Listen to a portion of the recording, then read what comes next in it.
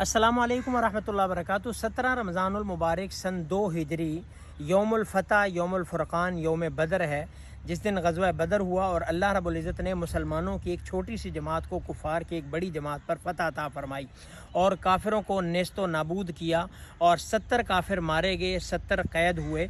और यहाँ एक बात जहन में रखें कि काफिर मरता है, मरदूद होता है, जहन्नम वासिल होता है।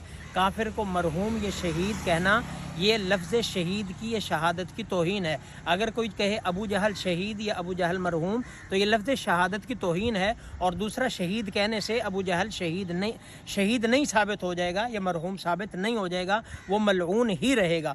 तो इसलिए लफ्ज़ शहादत मुसलमानों के लिए है, काफिरों के लिए नहीं है। कुत्ता अगर तालाब में गिर भी जाए तो कुत्ता पाक नहीं होगा, तालाब नापाक हो जाएगा।